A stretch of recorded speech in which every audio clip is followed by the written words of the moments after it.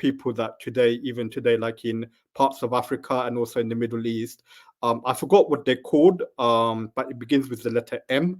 And there's a Canadian scholar by the name of Simon, something I don't remember, but there's a documentary on YouTube. But basically, John the Baptist even today has followers, that people still follow his teachings and they regard him as a Messiah in some sense.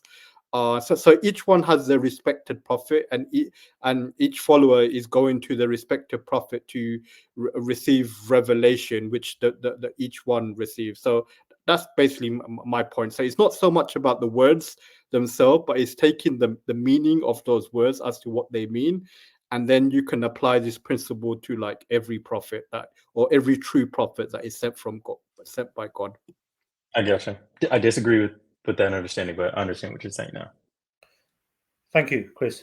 Christian man, my friend, you haven't said nothing as yet, so fire away. Oh, yeah. I mean, it all goes back to the Old Testament. A prophet that speaks something presumptuously in my name that I have not authorized, that prophet is to be put to death. So they didn't believe Jesus was authorized to say these things, right? To claim all these things, but they had been plotting to Jesus to kill Christ for a long time, throwing him headlong off of a cliff. So, they were trying to come up with all kinds of accusations against Jesus. And again, they didn't believe he had the authority to claim to be equal with God, meaning that he came in the name of God to represent God. Jesus says, the authority is not mine. It tells you they did not understand he spoke to them about the Father. So they're getting it wrong a lot of times. And Trinitarians usually side with the Pharisees. They don't side with Jesus, who's constantly correcting them, right? Why don't you understand my speech? It's because you can't bear to hear my word. And notice they don't ask him in court, are you claiming to be God? And Jesus says, you got me. I'm God. I'm God Almighty. They don't even bring this claim up. So they knew what to be one with the Father meant. It means to be in unification, means to be that the Father works and I work.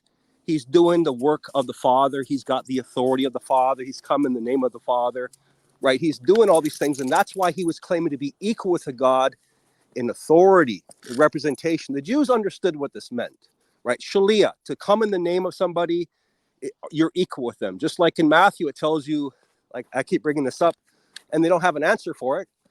They will record the centurion comes to Jesus because the Jewish elders were authorized by the centurion to come in his name. So the author will tell you the principal showed up. The centurion showed up and spoke with Christ, but it wasn't really true.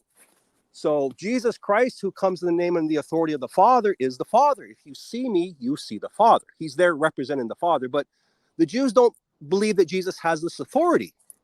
And that's why in the book of Deuteronomy, if a prophet comes, because he says, I will raise up a prophet and I will put my words in his mouth and he will say everything I've commanded of him. So Jesus is saying, hey, destroy this temple in 3 days and I will raise it up again.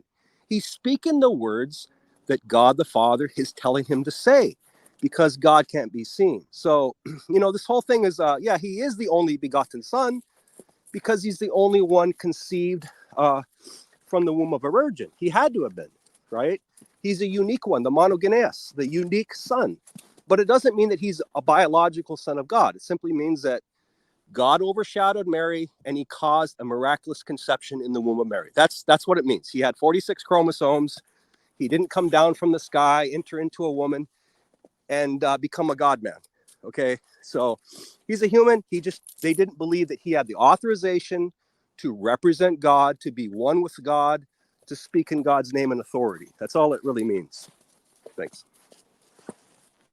Thank you, Christian man. I want to give Diego a chance to also make his observations on some of the points we've all mentioned. Diego, what would you like to say, my friend?